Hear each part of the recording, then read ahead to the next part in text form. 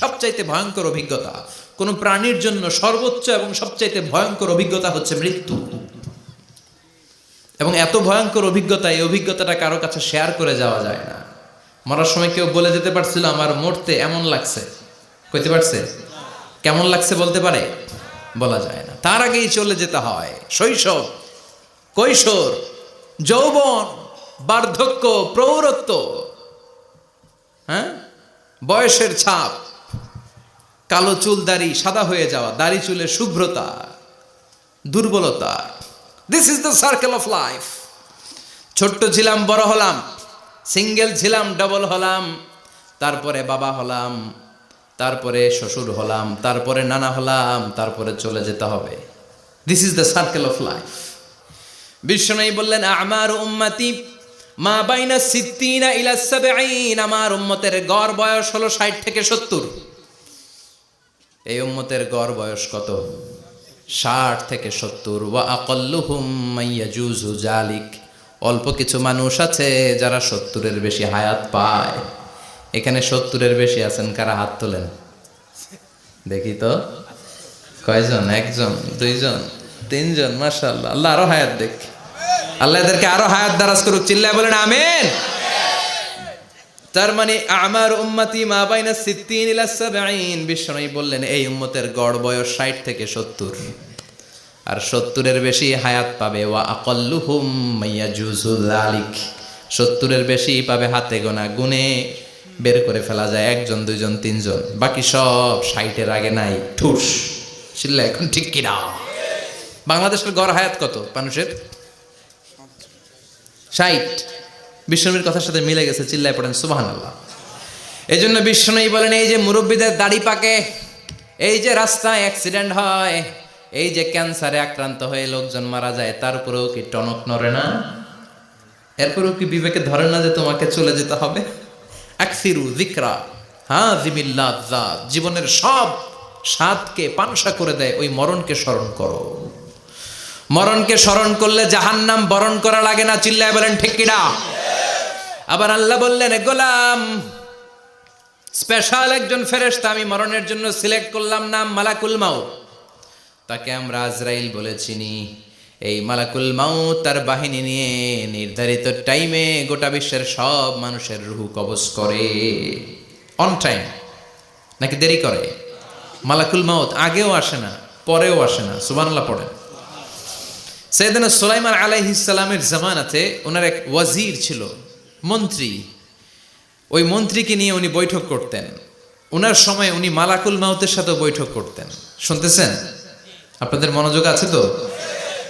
উনি বৈঠকে বসেছেন, মালাকুল মাউতও বসা, ওয়াজিরও বসা। হঠাৎ মালাকুল মাউত ওয়াজিরের দিকে বড় বড় চোখ করে তাকাচ্ছে।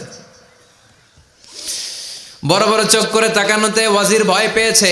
হঠাৎ মালাকুল মাউত চলে গেল। ওয়াজির বলে ও সুলাইমান আলাইহিস সালাম, এই যে লোকটা বড় বড় চোখ করে আমার দিকে তাকালো, এটা কে?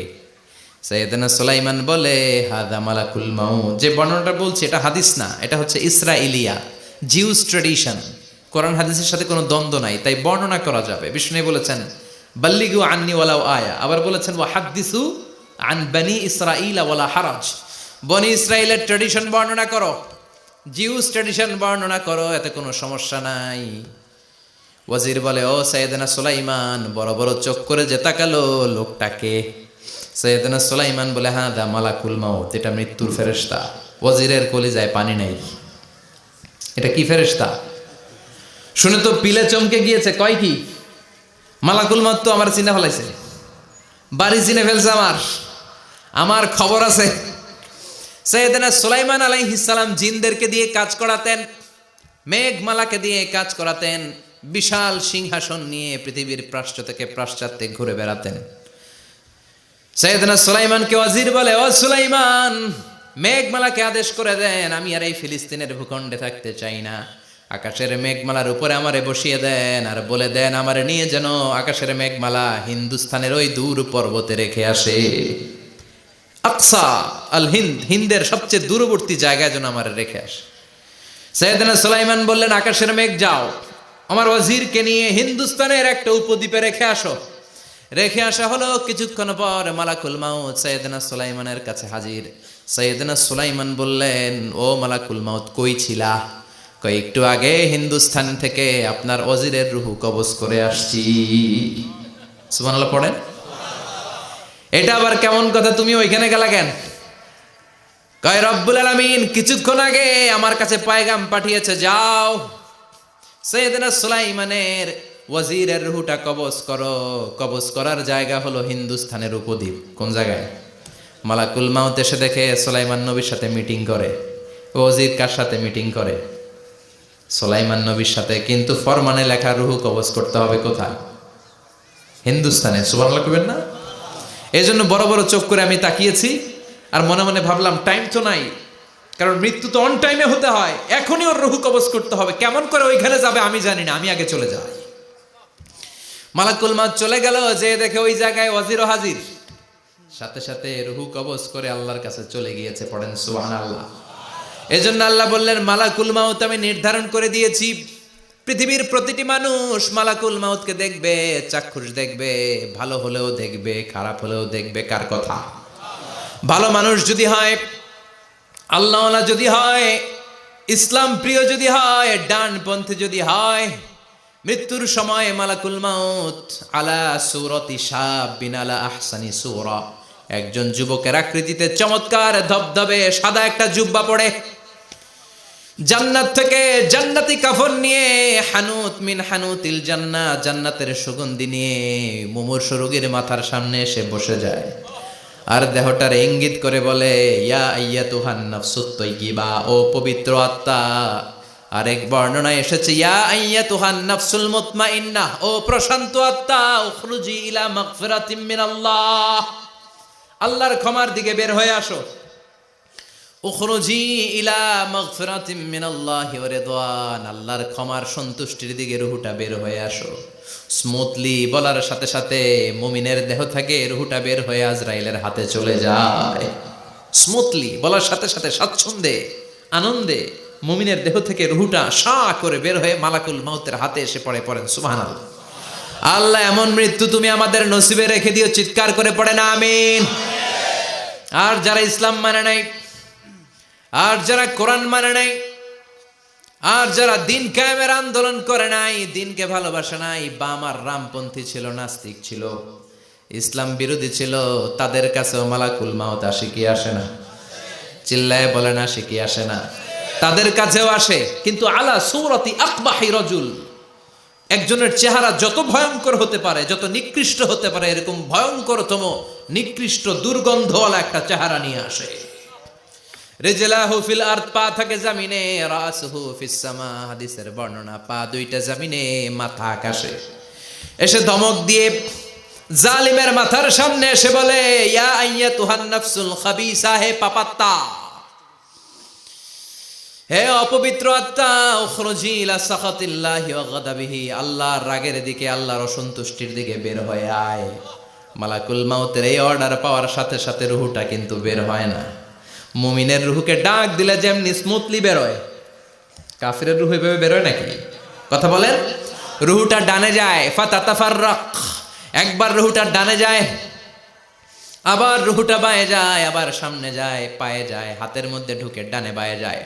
মালাকুল মাউত আবার ধমক দিয়ে বলে, ইয়া আইয়াতুহান নাফসুল খাবিসা, পাপাত্তা বের হয়ে আয়। রুহুটা আবার ডানে যায়, বায়ে যায়, সামনে যায়, পেছনে যায়। এবার ঘপাস করে মালাকুল মাউত রুহুকে ধরে টান মারে। সারা দেহটা থেকে প্রাণ রস সিক্ত করতে করতে দেহ থেকে রুহুটাকে টেনে হিচড়ে বের করে আনে। আর মুমূর্ষু রোগীটা চিৎকার মারতে থাকে। পড়েন না আউযু বিল্লাহ। একটা জীবন্ত ছাগলের চামড়াগুলো জবাই না দিয়ে কেউ যদি টেনে টেনে বের করে, ছাগল জবাই হয় নাই কিন্তু চামড়া এক পাশ থেকে টেনে টেনে টেনে হিচড়ে আপনি গা থেকে বের করলে যত কষ্ট হয়, এর চেয়েও বেশি কষ্ট দিয়ে মালাকুল মাউত বামপন্থী আর কাফেরদের রুহুটা দেহ থেকে বের করে আনে। পড়েন না আউযু বিল্লাহ। আমাদের রুহুটা যেন আল্লাহ, মুমিনদের রুহু আপনি যেভাবে কবজ করান, ওইভাবে যেন আমাদের রুহুটা বের হয়ে আসে। আর জোরে পড়েন আমিন। এজন্য আল্লাহ বললেন, বাল তুসিরুনাল হায়াতাদ দুনিয়া ওয়াল আখিরাতু খায়রুন ওয়া আবকা, পাগলের মতো মোহাচ্ছন্ন হয়ে এই দুনিয়াটার পেছনে ছুটে বেড়াও। এই দুনিয়া আসল নয়, আখেরাত হলো আসল। চিল্লায় বলেন ঠিক কিনা? অস্থির, আমরা অস্থির, আমরা ব্যস্ত দুনিয়ার লোভে আর মোহে পড়ে। আমাদেরকে যে মরতে হবে, চলে যে যেতে হবে, এটা ভাবার সময় আমাদের নাই। চিল্লাই কোন ঠিক কিনা? এজন্য বলা হয় মুতু ক্বাবলান তামুতু, মরার আগে একবার মরো। হাসিবু ক্বাবলান তুহাসাবু আলাইক, তোমার হিসাব কিয়ামতের দিন করার আগে তুমি তোমার হিসাব করো। জীবনে কি কি পাপ করেছি আমি জানি, আমার চেয়ে ভালো কেউ জানে না। চিল্লায় বলেন ঠিক কিনা? কি কি অন্যায় করেছি আমার হৃদয়ের মধ্যে কথাগুলো আছে না নাই? পৃথিবীর কেউ না জানলেও আমি জানি কি জানি না। এজন্য হাসিবু ক্বাবলান তুহাসাবু আলাইক, তোমার হিসাব বসার আগে নিজে হিসাব করো কি কি করলা। আসল মরণের দিন শটান হয়ে তো শুয়ে পড়ো ভাই। মরার আগে আরেকবার মরো। মরার আগে আরেকবার কি করবেন? কথা বলেন। মরার আগে কি করতে হবে? হঠাৎ একদিন বিছানায় শটান হয়ে শুয়ে যান, চক্ষুটা বন্ধ করেন, ভাবেন মরে গিয়েছেন। এই তো মালাকুল মাউত চলে এসে রুহুটা নিয়ে গেল। আত্মীয় স্বজন চিৎকার চেঁচামেচি শুরু করে দিল, কান্নার রোল পড়ে গেল চারদিকে। মাইকের মধ্য দিয়ে, মসজিদের মাইকে অ্যানাউন্স হয়, অমুক এলাকার নিবাসী অমুক ভাই আমাদের মধ্যে দুনিয়ায় নাই, তার জানাজা হবে এশার নামাজের পর। সবাই এসে রুহের মাগফিরাত করেন। সবাই আপনারে দেখতে আসবে, কেঁদে কেঁদে লোকজন আপনারে কবর দিতে আসবে। চিল্লায় বলেন ঠিক কিনা? কেঁদে কেঁদে সবাই আসবে, দেখার জন্য আসবে। ছেলেগুলো কাঁদবে, স্ত্রী কাঁদবে, বাবা মা কাঁদবে, বন্ধু বান্ধব কাঁদবে। আর ঘরের মধ্যে রাখা হবে না। এবার আপনাকে গোসল দেওয়ার পালা। চক্ষু বন্ধ করে চিন্তার দরকার আছে না নাই? একটু চোখটা বন্ধ করে ভাবেন, আপনাকে গোসল দেয়া হবে, জামাগুলো খোলা হবে।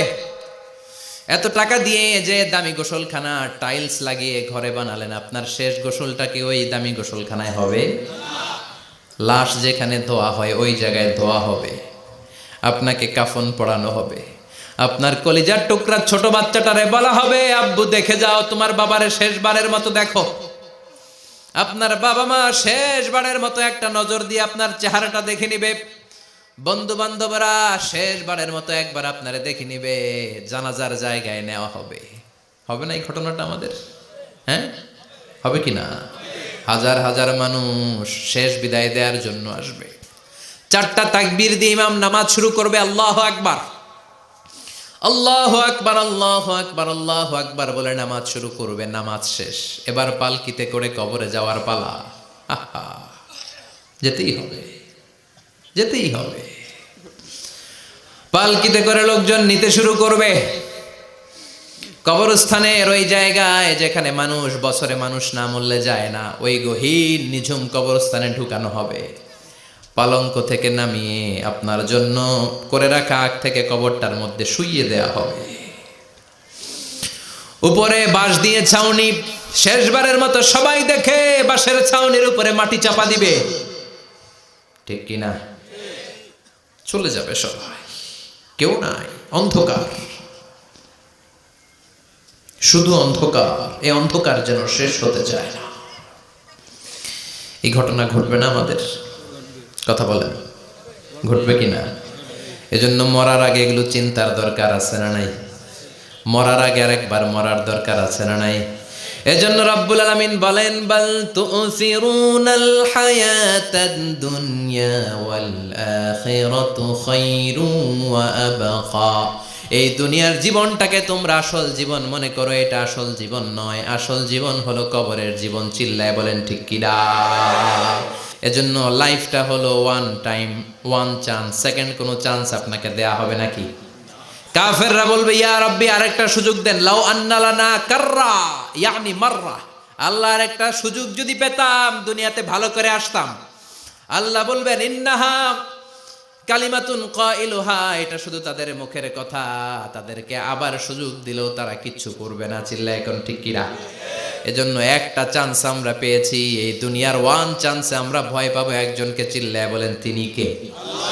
এজন্য যেতে আমাদেরকে হবে। এই মরণ থেকে পালানোর কোনো সুযোগ কেউ পালাতে পারে নাই। এই মরণ হলো আখিরাতের প্রবেশদ্বার। মরণ নামক পালকিতে চড়ে আমরা কবরের ভেতরে ঢুকি। মরণ হলো প্রথম পর্ব, কবর হলো দ্বিতীয় পর্ব। যেরকম ঠিক কিনা? এজন্য বিশ্বনবী বললেন, আল কবর রাউদাতুম মিন রিয়াদিল জান্নাহ আও হুফরাতুম মিন হুফারিন নার। কবর হলো কারো জন্য জান্নাতের বাগান, কারো জন্য জাহান্নামের গর্ত। আমরা বলি, আল্লাহ আমাদের কবরটারে জান্নাতের বাগান বানাও। আরো জোরে পড়েন আমিন। আবার বিশ্বনবী বললেন, ইন্নাল কবরা আউয়াল মানজিল মিন মানাজিলিল আখিরাহ। কবর হলো আখিরাতের মানজিলগুলোর প্রথম মানজিল। আখিরাতে একটার পরে একটা অনেকগুলো স্টেশন আপনাকে পার হতে হবে। প্রথম স্টেশনটার নাম হলো কবর। প্রথম স্টেশনের নাম কি? এই কবর নামক স্টেশনে যদি আপনি মাফ পেয়ে যান, সামনের সব স্টেশনগুলোতে মাফের ব্যবস্থা করবে কে? আল্লাহ। আর কবর নামক স্টেশনে যদি ধরা খেয়ে যান, আপনার মায়ের আছে না নাই?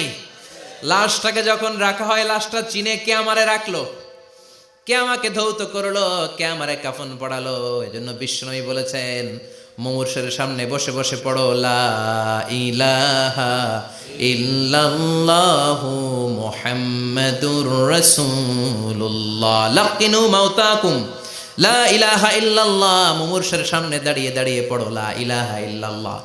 এই লা ইলাহা হচ্ছে জীবিতদের জন্য কালিমা, আর আমরা মরার পরে এই জিকির করি। ঠিক কি না? আমাদের দেশের অনেক জায়গায় লাশ নিয়ে কবরে যাওয়ার সময় লা ইলাহা পড়ে না। না, এটা আগের জিকির, মরার আগের জিকির।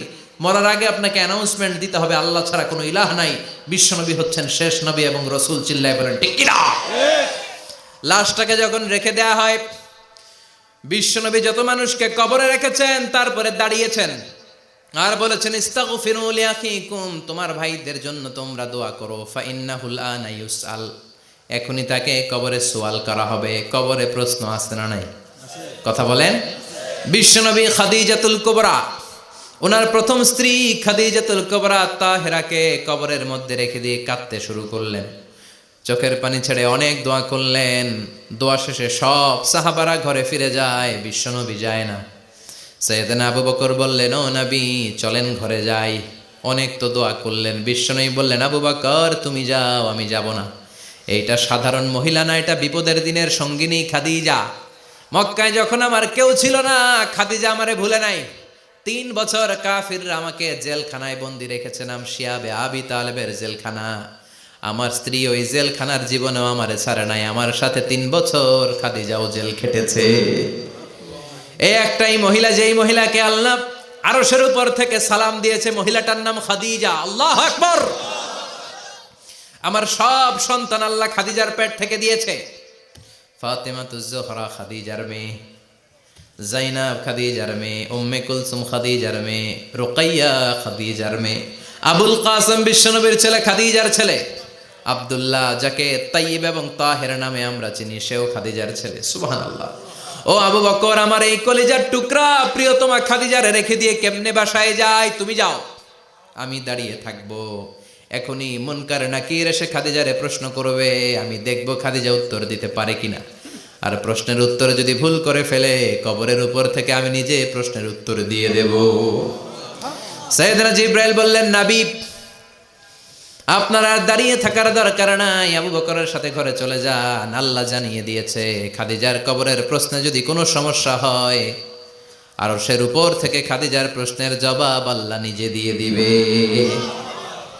এজন্য কবরের আযাব থেকে বিশ্বনবী পানাহ চেয়েছেন। বিশ্বনবী বলেছেন, আল্লাহুম্মা ইন্না নাউযু বিকা মিন আযাবিল কবর। ও আল্লাহ, কবরের আযাব থেকে তুমি আমাদেরকে বাঁচাও। পড়েন আমিন। কবরে মুমিনদেরকে 4টা প্রশ্ন করা হবে, কাফিরদেরকে 3টা প্রশ্ন। চিৎকার করে বলেন, মুমিনের প্রশ্ন কয়টা? আর জোরে বলেন। প্রথম প্রশ্ন, মার রব্বুক, তোর রবের নাম কি? আমরা কি বলবো? আল্লাহ আমারে রব, এই রবি আমার সব, দমে দমে তনু মনে তারি অনুভব। আল্লাহ আমারে রব, এই রবি আমার সব। পড়েন আমিন। দ্বিতীয় প্রশ্ন, আমার দিন, উত্তর দিনের নাম কি? ধর্মের নাম কি?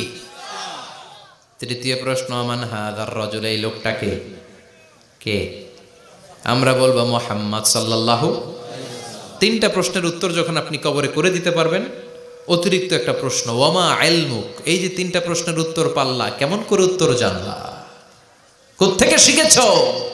নকল করে আনছো কাফনের কাপড়ে? পরীক্ষার হলে নকল আছে না নাই? হাতে নকল আছে না? পায়ে নকল, মোজার ভিতরে নকল আছে না নাই? মোবাইলে নকল আছে না নাই? নকল থেকে আল্লাহ তুমি বাঁচাও। আরো আসতে কোন আমি। কিভাবে জানলা? কেমন করে? 3টা প্রশ্নের উত্তর শিখলা। What is the source of your knowledge?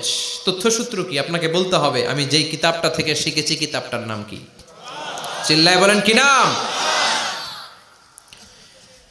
এই কিতাবটা হলো কোরআন। আপনাকে বলতে হবে কোরআন থেকে আমি শিখেছি, বিশ্বনবীর হাদিস থেকে আমি শিখেছি। 4টা প্রশ্নের উত্তর যখন পারবেন, ফেরেশতারা বলবে আহলান সাহালান, খোশ আমদেদ, কংগ্রেচুলেশন, বাহ বাহ, তুমি তো চমৎকার পেরেছো। ফায়ুফসাহু লাহু কবরুহু 70 যিরাআন, মুমিন বান্দার কবরটা 70 হাত লম্বা করে দেয়া হবে। ইফতাহু লাহু বাবুন ইলাল জান্নাত, জান্নাতের দিকে তার কবর থেকে একটা দরজা বানিয়ে দেয়া হবে। জান্নাতের সুঘ্রাণ ঠান্ডা বাতাস এসে তার কবরের ভিতরে ঢুকতে শুরু করবে। ইলবাসু লিবাস মিন আহলিল জান্নাত, জান্নাতীদের পোশাক তার গায়ের মধ্যে পরিয়ে দেয়া হবে। আল্লাহু আকবার। আর বলা হবে নাম কানাউমিল আরুস, বাসর রাতে বর যেমনি কনেকে নিয়ে ঘুমিয়ে যায়, তুমিও একটা ঘুম দাও। আলহামদুলিল্লাহ পড়ে মুমিন বান্দা আনন্দের একটা ঘুম দিবে। ইসরাফিলের সিংগার আওয়াজ ছাড়া পৃথিবীর কোনো কিছুই তার আগে ঘুম ভাঙতে পারবে না। আল্লাহ আমরাও যেন সেদিন কবর একটা মজার ঘুম দিতে পারি, তুমি তৌফিক দাও। জোরে পড়েন আমিন। এবার বামপন্থী নাস্তিক আর কাফেরদের পালা, ইসলাম বিদ্বেষীদের পালা, আলেম ওলামাদের শত্রুদের পালা, ইসলামকে যারা বিজয়ী শক্তি হিসেবে মানতে পারে নাই তাদের পালা। চিল্লায় এখন ঠিক কিনা? ওদেরকেও একই প্রশ্ন, রব কে? ওরা বলবে আমি জানি না। আমাদের উত্তর আল্লাহ। ওরা বলবে আমি কিচ্ছু জানি না, আমি সব ভুলে গেছি, আমার মাফ করে দেন, আমি কিছুই জানি না। তবে আমি ইসলাম বিরোধীদের সাথে চলতাম, যারা ইসলাম রে বাস দিত আমি তাদের সাথে স্লোগান দিতাম। এরকম ডাকাইত আছে না নাই? দ্বিতীয় প্রশ্ন, আমা দিন, তোমার ধর্মের নাম কি? কয় আমার ধর্ম নাই, আমার ধর্ম কর্ম নাই, আমি খালি দুনিয়াকে মজা লেলো, দুনিয়া তোমারই হ্যায়, আমি খালি দুম্মা চলে দুম। আছে না নাই? আমি শুধু মৌজ মাস্তিতে ব্যস্ত ছিলাম, আমার দুনিয়া নাই, দিন নাই, আখেরাত নাই, রবকে আমি জানি না, ধর্মকে জানি না। ইসলাম বিরোধী রাজনীতি আমি করতাম, মাও সেতুংয়ের রাজনীতি, কার্ল মার্কসের রাজনীতি, বুশের রাজনীতি, ডোনাল্ড ট্রাম্পের রাজনীতি, বামপন্থীদের রাজনীতি। চিল্লা এখন ঠিক কিনা? কোনো ধর্ম নাই। এই লোকটাকে চিনো কিনা বলো। বিশ্বনবীর চেহারা দেখিয়ে বলা হবে এই লোকটাকে, কয় জানি না। এরে আমি মানতাম না, এরে আমি গালে দিতাম। এরকম জাহান্নামের নরকীট আর পিতৃ পরিচয়হীন জারদ সন্তান বাংলার দেশেও আছে না নাই? এই মহামানবটাকে গালি দিয়ে পৈশাচিক আনন্দ পায়। পত্রিকায় লিখে, ব্লগের মধ্যে লিখে, ইন্টারনেটে কার্টুন বানিয়ে বানিয়ে পৈশাচিক ফুর্তি করে। এগুলো জাহান্নামের কীট, এগুলো জারদ সন্তান, বাপ মায়ের ঠিক নাই। চিল্লা এখন ঠিক কিনা? আমার নবীরে যারা গালি দেয় এগুলোর বাপ মায়ের ঠিক আছে? এগুলোর কোনো গোড়া আছে? এগুলোর কোনো শেকড় আছে? এগুলো আগাছা। চিৎকার করে বলো ঠিক কিনা? বলবে আমি জানি না। ফেরেশতারা বলবে দাঁড়া, আমরা জানি। তোর সাথে কেমন আচরণ করতে হবে আমাদেরকে ট্রেনিং দিয়েছে কে? এবার শুরু হবে মাইর। কি শুরু হবে? কথা বলেন, মাইর। ফায়ুদরাবু বিমা তারিকা মিন হাদিদ, লোহার হ্যামার দিয়ে শুরু হবে মাইর। এক একটা হ্যামারের বাড়িতে মাথাটা ফেটে চূর্ণ বিচূর্ণ হয়ে যাবে, দেহটা জামিনের ভেতরে 70 গজ ডুবে যাবে, দেবে যাবে। ওর চিৎকারে কবরস্থানটাও থারথার করে কাঁপবে। আবার জামিনকে বলা হবে ইলতাইমি, চাপা দে। জামিনে ঢুকে যাওয়ার পরে জামিনের এ পাশ থেকে একটা চাপা, মাটি চাপা, বাম দিক থেকে মাটি চাপা, 2 চাপায় ডান দিকের পাজর বায়ে চলে যাবে, বাম দিকের পাজর ডানে চলে আসবে। ওর চিৎকারে কবরস্থানটা থার থার করে কাঁপবে। আল্লাহ এই ধরনের পরিস্থিতি থেকে তুমি আমাদেরকে বাঁচাও। আরো চিৎকার করে বলে না আমিন। এজন্য কবরের এই প্রস্তুতি নেওয়ার দরকার আছে না নাই? কোরআনের পক্ষে থাকার দরকার আছে না নাই? ইসলামের পক্ষে থাকার দরকার আছে না নাই? ইসলামী আন্দোলনের সাথে থাকার দরকার আছে না নাই? ইসলামের বিজয় চাওয়ার দরকার আছে না নাই? যে লোক ইসলামের বিজয় চায় না, যে লোক চায় না ইসলাম দিয়ে দেশ শাসিত হোক, যে লোক চায় না কোরআনটা সংসদ ভবনে নেতৃত্ব দেখ, তার অন্তরে ঈমান থাকতে পারে নাকি? এই জন্য মৃত্যু থেকে যতই পালিয়ে বেঁচে থাকতে পারবা নাকি? পারা যাবে? চিল্লায় বলেন। কোন নবীরা পারছে? আদম আলাইহিস সালাম মৃত্যু থেকে বেঁচে গেছে না? মরছে? কথা বলেন না। উনি পৃথিবীর একমাত্র মানুষ যিনি জানতেন যে উনি কতদিন বাঁচবেন। সুবহানাল্লাহ পড়েন। উনি জানতেন উনি কতদিন বাঁচবেন। কেন আল্লাহ জানালেন? এর কারণ মৃত্যু কি এটা উনি জানেই না, কেমনে মরে দেখেই নাই, কষ্ট কি জানে না।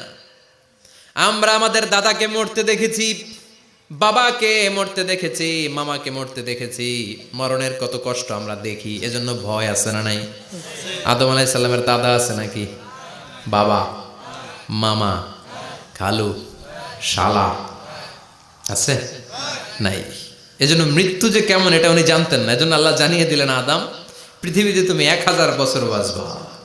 আলফু সানা লাম্মা খালাকাল্লাহু আদম ওয়া কানা তুলুহু 60 যিরাআন। বুখারীর বর্ণনা, সাইয়েদনা আদম আলাইহিস সালামকে বানানোর পরে আল্লাহ 60 হাত লম্বা বানালেন। কয় হাত? জোরে বলেন, আরো জোরে। 60 হাত লম্বা। এরপরে ওনার ঔরসে পৃথিবীতে যত নারী আসবে, পুরুষ আসবে রুহের জগতে, সবগুলো রুহুকে বসিয়ে দিলেন বৈঠকে। সুবহানাল্লাহ। বিশাল কনফারেন্স রুম। আমরাও ছিলাম না? আমাদের রুহুটাও ছিল। সাইয়েদনা আদম বললেন, আল্লাহ এরা কারা? আল্লাহ বললেন, আদম এগুলো সব তোমার সন্তান। সাইয়েদনা আদম অবাক দৃষ্টিতে, অপলক নয়নে নিজের সন্তানদের রুহগুলো দেখতেছিলেন। দেখতে দেখতে হঠাৎ একটা রুহুকে ভালো লেগে গেল। বললেন, আল্লাহ এটা কার রুহু? আল্লাহ বললেন, এটা দাউদ আলাইহিস সালামের রুহু। পড়েন সুবহানাল্লাহ। আল্লাহ এটাকে দেখতে বড় ভালো লাগে, কার রুহু? এটা তোমার ছেলে নবী হবে, নবী দাউদের রুহু। কাম উমরুহ, আল্লাহ দুনিয়াতে সে কয়দিন বাঁচবে? আল্লাহ বললেন, 40 সানা, 40 বছর। কয় বছর? সবাই বলেন, কয় বছর? 40 বছর। সাইয়েদনা আদম বললেন, মাবুদ আমার এত সুন্দর কলিজার টুকরা সন্তান দাউদ আলাইহিস সালামকে দুনিয়াতে মাত্র 40 বছর আপনি কেন দিলেন? আল্লাহ প্রথম মানুষ এবং নবী হিসেবে আপনার কাছে ফরিয়াদ করি, আমার ছেলে দাউদের বয়স বাড়ায়া দেন। আল্লাহ কয়, না, হাদা কদ কুতিবা, এটা লেখা হয়ে গেছে। রুফিআতিল আকলাম ওয়া জাফফাতিস সুহুফ, লিখে ফেলছি, কলম শুকায় গেছে, কালি শুকায় গেছে, এটা চেঞ্জ করা যাবে? সাইয়েদনা আদম বললেন, আল্লাহ আমি বাঁচমু কয় বছর? কয় তুমি থাকবা কয় বছর? আলফু সানা, 1000 বছর। মনে আছে? আল্লাহ আমার 1000 বছরের দরকার নাই, আমি আমার 1000 বছর থেকে 60 বছর আমার ছেলে দাউদরে আমি দিয়ে দিলাম।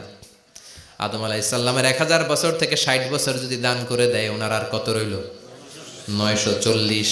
আর 60 বছর যদি দাউদ নবীর 40 বছরের সাথে যোগ দেয়া হয়, উনি পেলেন কয় বছর? 100। সাইয়েদনা আদম পৃথিবীতে আসলেন, এসে থাকতে শুরু করলেন। দিন গড়িয়ে রাত আসে, মাস গড়িয়ে বছর আসে, বছর যায় বছর আসে। ঠিক 940 বছর পর মালাকুল মাউত আদম আলাইহিস সালামের কাছে আসলেন।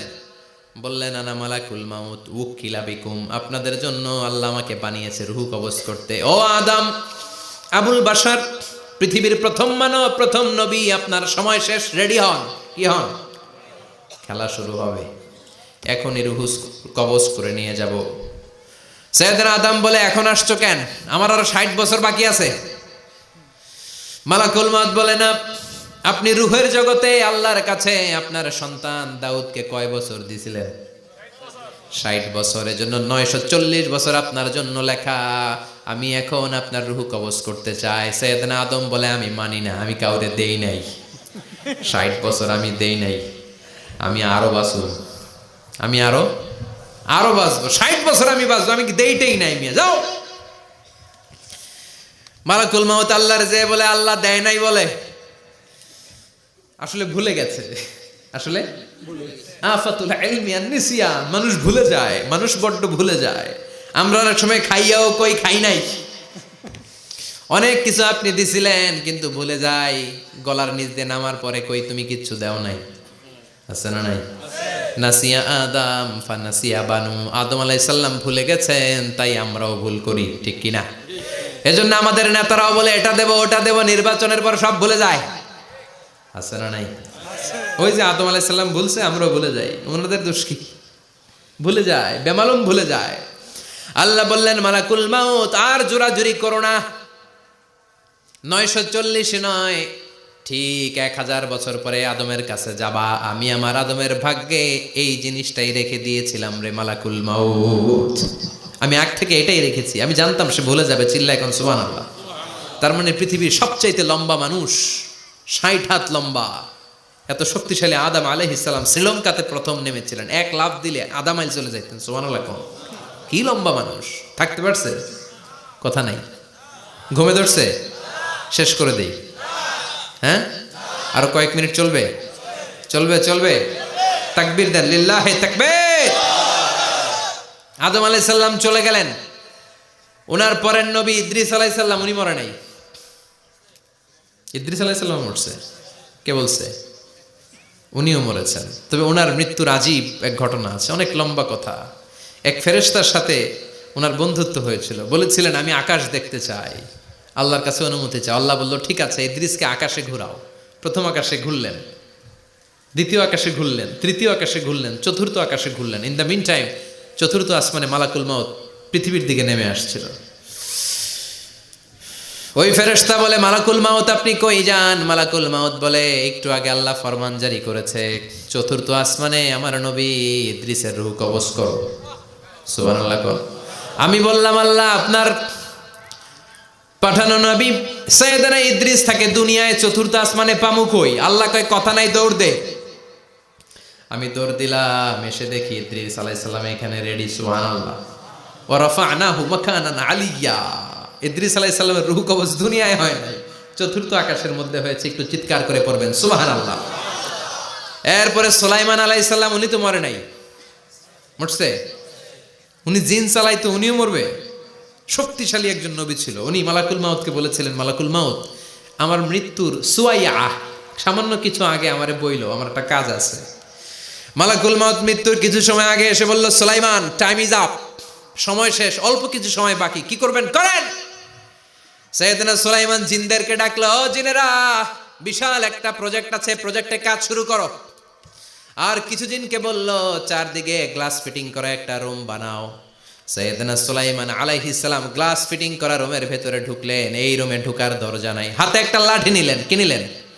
লাঠির মধ্যে ভর করে দাঁড়িয়ে রইলেন আর জিনদের দিকে তাকিয়ে রইলেন। জিনেরা এত বদমাশ ছিল, সাইয়েদনা সুলাইমান দাঁড়িয়ে না থাকলে কাজ করতো না। ছিল ফাঁকিবাজ। কি ছিল? দাঁড়ায় না থাকলে আজও লোকজন কাজ করতে চায় না, ঠিক কিনা? মালিক দাঁড়ায় থাকলে ঠিকই কাজ হয়ে যায়। সুলাইমান আলাইহিস সালাম লাঠির মধ্যে ভর দিয়ে দাঁড়িয়ে রইলেন আর বললেন কাজ করো। জিনেরাও কাজ শুরু করলো। ওদিকে মালাকুল মাউত এসে বলে, ও সুলাইমান সময় তো শেষ। সুলাইমান বলে সমস্যা নাই, রূহ কবজ করেন। উনি লাঠির মধ্যে ভর দিয়ে দাঁড়িয়ে রইলেন। গ্লাস ফিটিং করা রুমের ভিতরে কোরআন সাক্ষী। মালাকুল মাউত ওইভাবে লাঠিতে ভর দেওয়া অবস্থায়, দাঁড়ানো অবস্থায় সাইয়েদনা সুলাইমান আলাইহিস সালামের রূহ কবজ করে নিলেন। উনি এমন ভাবে দাঁড়িয়েছেন, রূহ চলে গেল, লাশ হয়ে দাঁড়িয়ে রইলেন। লাঠির মধ্যে দাঁড়িয়ে আছেন, জমিনের মধ্যে লুটিয়ে পড়ে নাই। সুবহানাল্লাহ। জিনগুলো দূর থেকে ভাবলো বস তো দাঁড়ায় আছে। কে দাঁড়ায় আছে? জিনেরা মনে করছে বস দাঁড়ায় আছে, কাজ করতে হবে। করতে করতে পুরা প্রজেক্টের কাজ শেষ। ইন দ্য মিন টাইম ঝিঝি পোকা, উই পোকা, যেই পোকা কাঠ খেয়ে ফেলে, এই কাঠ খাওয়ার পোকা সুলাইমান আলাইহিস সালাম লাঠির ভেতরে ঢুকে লাঠিও খেয়ে ফেলেছে। সাইয়েদনা সুলাইমান আলাইহিস সালাম ধপাস করে জমিনে পড়েছে। আর জিনেরা কয় হায় হায়, খালি খালি কাম করছে এতদিন। সুবহানাল্লাহ কইবেন না? সুলাইমান আলাইহিস সালাম বাঁচতে পারে নাই, চলে গেলেন। মুসা আলাইহিস সালাম মরছে? উনি মরবে কেন? উনি তো খালি মারে। মরছে? এক থাপ্পড়ে ফেরাউনের বাবুর্চি নাই। মুখের আগে হাত চলতো কয়েকজন, এর মধ্যে মুসা আলাইহিস সালাম আছে না নাই?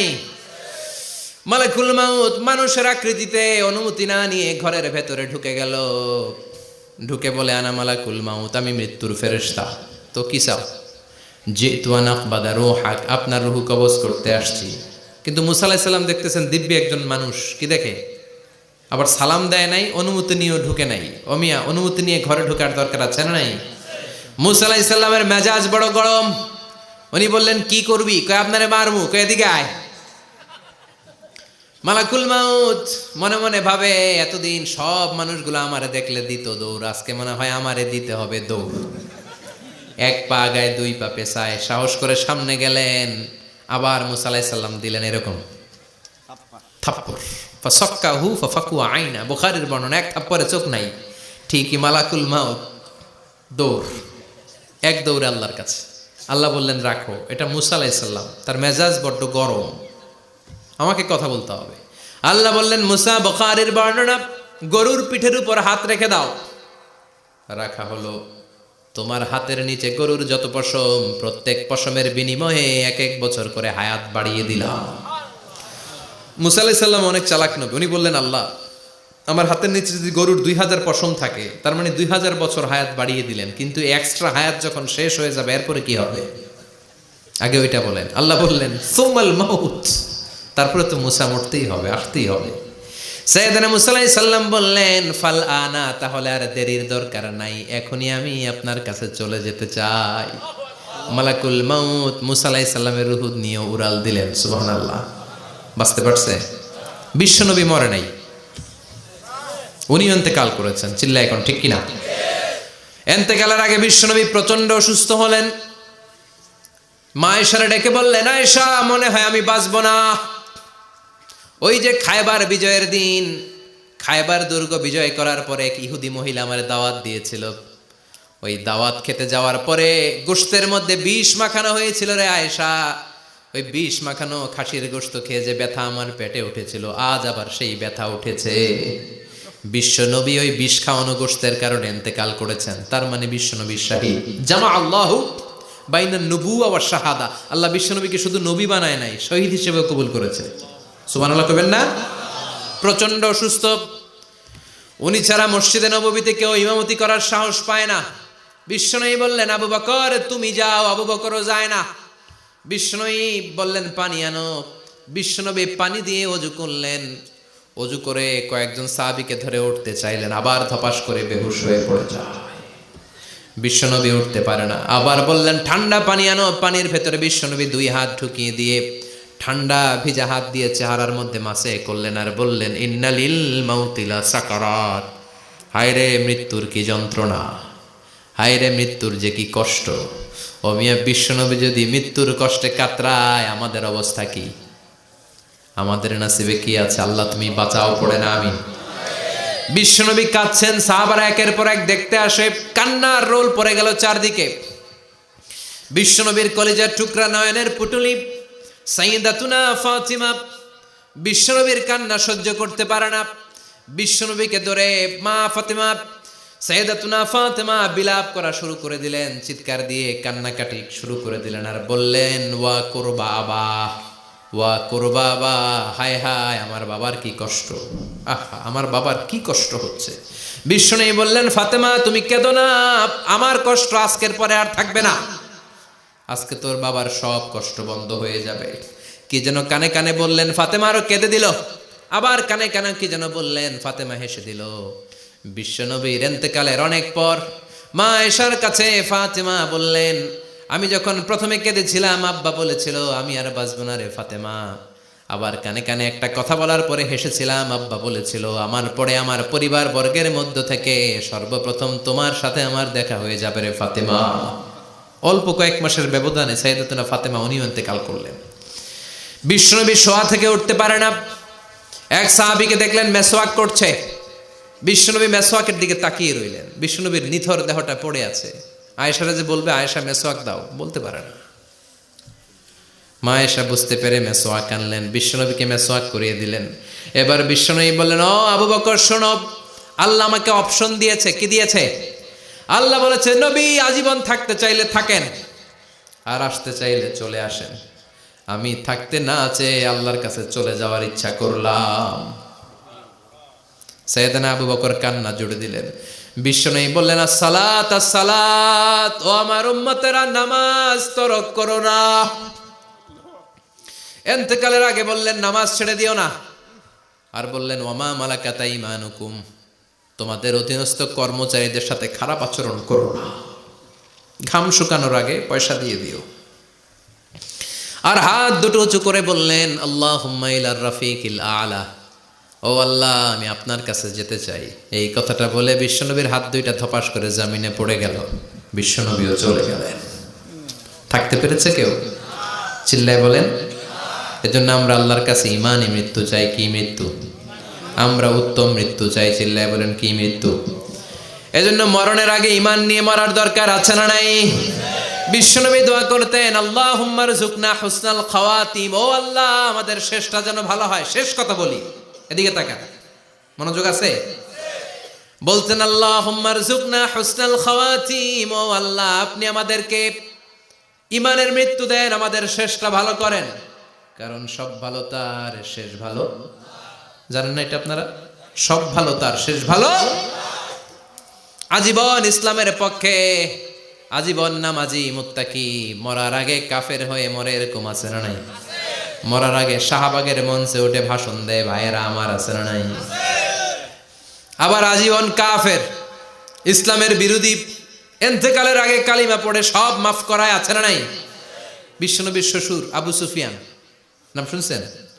বদরের যুদ্ধে বিশ্বনবীর বিরুদ্ধে, মক্কায় বিশ্বনবীর ঘুমাতে দেয় নাই, উহুদের যুদ্ধে বিশ্বনবীর সাথে ফাইট, খন্দকের যুদ্ধে বিশ্বনবীর সাথে মারামারি, আহজাবের যুদ্ধে কিলাকিলি, সারাটা জীবন বিশ্বনবীর সাথে মারামারি, মক্কা বিজয় কালিমা পড়ে মুসলমান হয়েছে। গোটা জীবনে যা অন্যায় করেছে সব মাফ করে দিয়েছে কে? এজন্য আমরা আল্লাহরে বলি, আল্লাহ কালিমাটা পড়তে পড়তে যেন আমরা মরতে পারি। চিৎকার করে পড়ে না আমিন। জিহাদের ময়দানে এক সাহাবা যুদ্ধ করতে লাগলেন। বুখারীর বর্ণনা, যুদ্ধ করতে করতে কাফেরদেরকে মারতে মারতে, হাদিসের ভাষ্য লা ফাযা ওয়ালা শাযা ইল্লা ইয়াদরিবুহা বিসাইফি, তার সামনে যত কাফের আসে সে কচুকাটা করে। অন্য সাহাবীরা খুশি হয়ে যায়, অন্য সাহাবীরা বলে আজকের সব সওয়াব এই সাহাবী পেয়ে যাবে। কিন্তু বিশ্বনবী হঠাৎ করে একটা কথা বললেন, ওই কথা শুনে সাহাবীরা অবাক। বিশ্বনবী বললেন হুয়া ফিন্নার, ও জাহান্নামে যাবে। কই যাবে?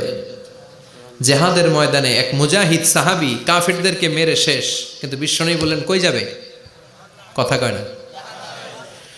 এক সাহাবী কয় ঘটনা কি? এত বড় মুজাহিদ ফি সাবিলিল্লাহ কেন জাহান্নামে যাবে? আমি লুকিয়ে লুকিয়ে দেখি। লুকিয়ে লুকিয়ে ওই সাহাবী দেখে মুজাহিদ সাহাবী যুদ্ধ করতে করতে কাফিরদের বিশাল একটা ঘাটির ভেতরে ঢুকে গেল।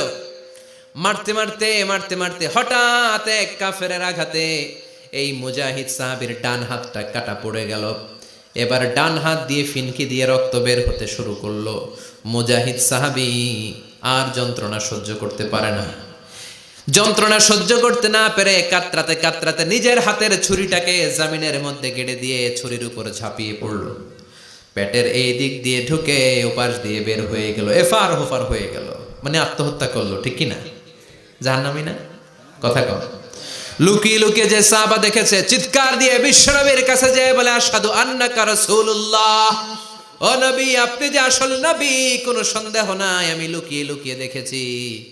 ওই মুজাহিদ সাহাবা বেঁচে নাই, সে কাফেরের আঘাতে শহীদ হয় নাই, নিজের পেটে নিজে ছুরি ঢুকিয়ে আত্মহত্যা করেছে। আজীবন বিশ্বনবীর সাথী, মরার আগে জাহান্নামী। আমরা কেউ জানি না আমাদের শেষটা কেমন হবে। এজন্য আমাদের শেষটা ভালো হোক, ভেরি সেন্সিটিভ ইস্যু। আমাদের শেষটা ইমানের হোক। এখন যেমনি মাথা ঠিক আছে, বুদ্ধিমত্তার সাথে শাহাদাত বাক্যের উপর যেন আমরা মরতে পারি। আমরা পড়ি আমিন। চিল্লায় পড়ে না আমিন। কি করে বুঝবেন মৃত্যুটা ভালো হলো? এক নাম্বার আলামত আন-নুতকু বিশ-শাহাদা, মরার আগে আওয়াজ করে জিকির করে কেউ যদি পড়তে পারে লা ইলাহা ইল্লাল্লাহু মুহাম্মাদুর রাসূলুল্লাহ সাল্লাল্লাহু, এটা হচ্ছে আলামাতু হুসনিল খাতিমা। আপনার মৃত্যুটা যে ভালো মৃত্যু হয়েছে এটার আলামত। কি মৃত্যু? সবাই বলেন ভালো মৃত্যু আমরা চাই কি চাই না? ভালো মৃত্যুর এক নাম্বার আলামত কালিমা পড়ে যদি মরতে পারে। বিশ্বনবী বলেন মান কানা আখিরু কালামিহি লা ইলাহা ইল্লাল্লাহ, যে ব্যক্তির সর্বশেষ কথাটা হবে, বাক্যটা হবে লা ইলাহা ইল্লাল্লাহ, দাখালাল জান্নাহ, সে জান্নাতি হয়ে যাবে।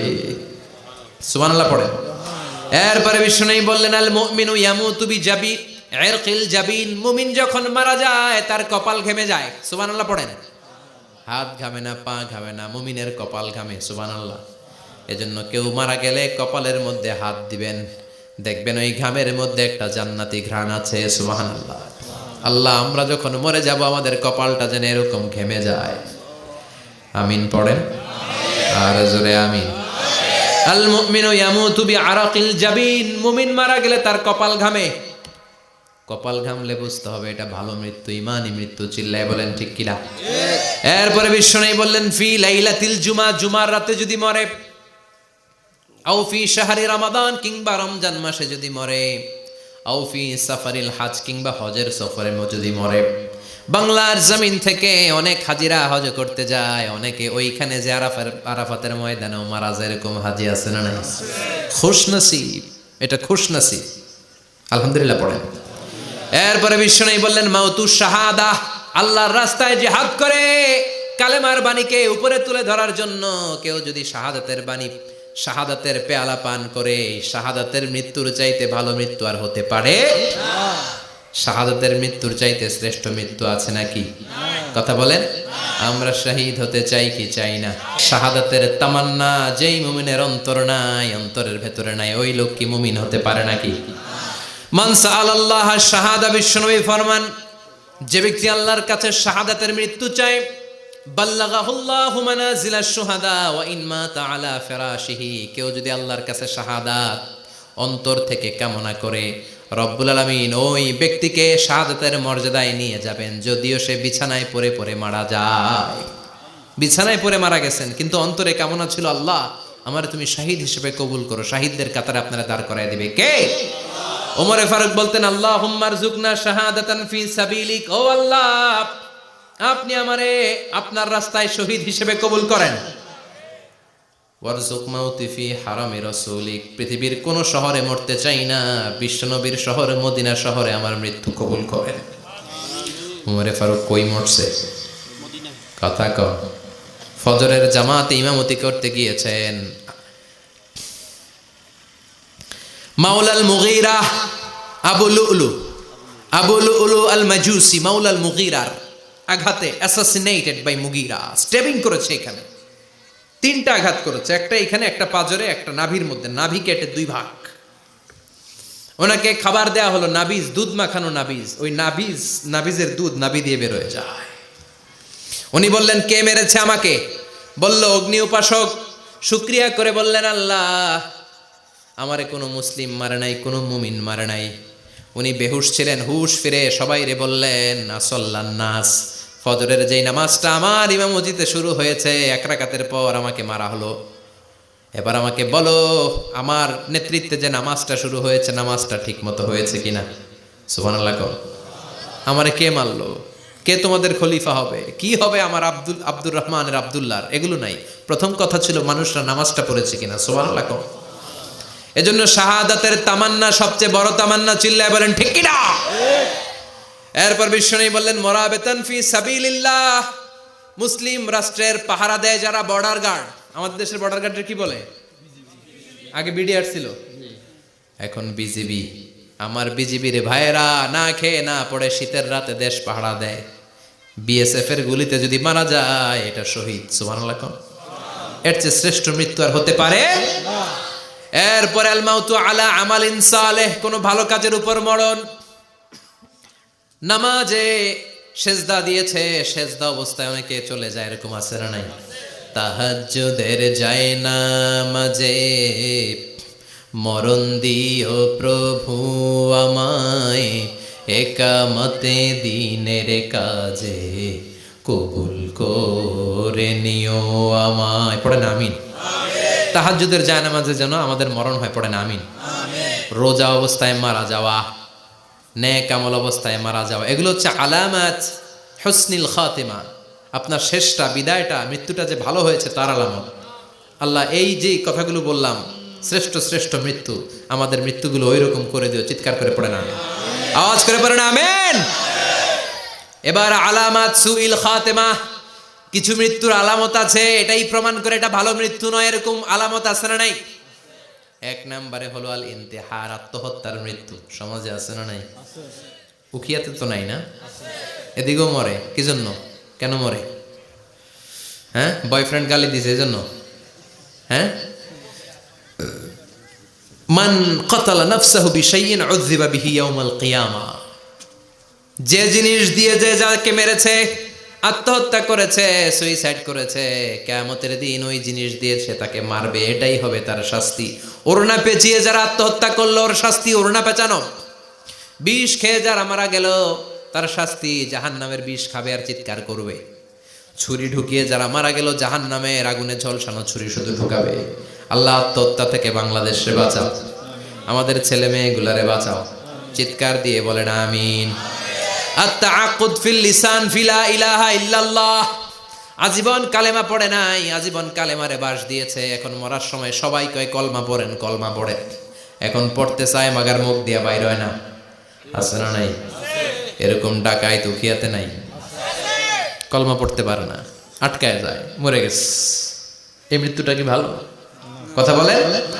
ফি হালাতি শুরব, অনেকে মদ খাইতে খাইতে মরে, আছে না নাই? জুলুম করতে করতে মরে, আছে না নাই? অন্যের জায়গা দখল করে মরে, এরকম আছে না নাই? ফি হালাতি ইরতিকাবিল কাবায়ের, যে কোনো কবিরা গুনাহ করা অবস্থায় যদি মারা যায় এটা খারাপ মৃত্যু, অপমৃত্যু, এটা জান্নাতি মৃত্যু নয়। চিৎকার করে বলেন ঠিক কি না? এরপর ফি সাখাতিল ওয়ালিদাইন, বিশ্বনবী বললেন কোন ছেলে যদি মারা যায় এমন অবস্থায় মা বাবা তার উপর রাগান্বিত, এটা ভালো মৃত্যু? কথা বলেন।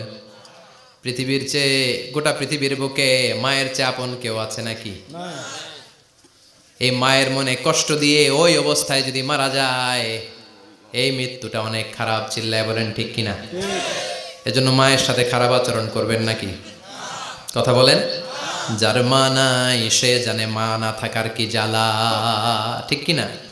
যখন রাত্রি নিঝুম এই চোখে ঘুম, একলা শুধু ঘরে, তোমায় মনে পড়ে মাগো, তোমায় মনে পড়ে। যখন রাত্রি নিঝুম এই চোখে ঘুম, একলা শুধু ঘরে, তোমায় মনে পড়ে মাগো, তোমায় মনে পড়ে। এজন্য মায়ের দোয়া সবচেয়ে বড় দোয়া। মা রেগে আছে, মা বদদোয়া দিয়েছে, বাবা বদদোয়া দিয়েছে, বাবা আপনার উপর অসন্তুষ্ট, ওই অবস্থায় ছেলে মরলে এটা কি ভালো মৃত্যু? এরপরে স্বামী যদি নাখোশ থাকে স্ত্রীর উপর, স্বামী যদি স্ত্রীর উপর রেগে থাকে, অসন্তুষ্ট থাকে, ওই অবস্থায় স্ত্রী যদি মারা যায় এটাও খারাপ মৃত্যু। চিল্লায় বলেন এটাও খারাপ মৃত্যু। এরপরে লাউ ফারিহাল মুসলিমুনা বিমাউতি, কোন লোক মারা গেলে যদি এলাকার মুসলমানরা খুশি হয় এটা কি ভালো মৃত্যু নাকি? কোন লোক মারা গেলে এলাকার মুসলমানরা যদি আল্লাহর শুকরিয়া করে এটা কি ভালো মৃত্যু নাকি? আমরা কি ভালো মৃত্যু চাই নাকি খারাপ? আমরা শাহাদাতি মৃত্যু চাই, ইমানের মৃত্যু চাই। পড়ে না আমিন। এজন্য রব্বুল আলামিন বলেন বাল তুসিরুনাল হায়াতাদ দুনিয়া ওয়াল আখিরাতু খায়রুন ওয়া আবাকা, ক্ষণস্থায়ী দুনিয়াটাকে তোমরা বড় মনে করো, এটা বড় না, বড় হলো আখিরাতের জীবন। এজন্য আখিরাতের জীবনের জন্য প্রস্তুতি দরকার, আছে না নাই? মরণ হচ্ছে সবচেয়ে বড় প্রস্তুতি, মরণের চিন্তা। মান কানা ওয়াইদান ফাল মাউতু ইয়াকফি, যে নিজেকে সোজা করতে চায় মৃত্যুর চিন্তাই তার জন্য যথেষ্ট। আজকের এই আলোচনার পরেও কি আমাদের টনক নড়বে না? আজকের এই কথাগুলোর পরেও কি মৃত্যু নিয়ে আমরা ভাববো না? আজকের আলোচনার পরেও কি আমার হিসাব শুরু হওয়ার আগে আমি একটু নিজের হিসাব কষে নিব না? আল্লাহ আমাদের সবাইকে কথাগুলো বুঝার ও আমল করার তৌফিক দান করুক। আমরা পড়ি আমিন।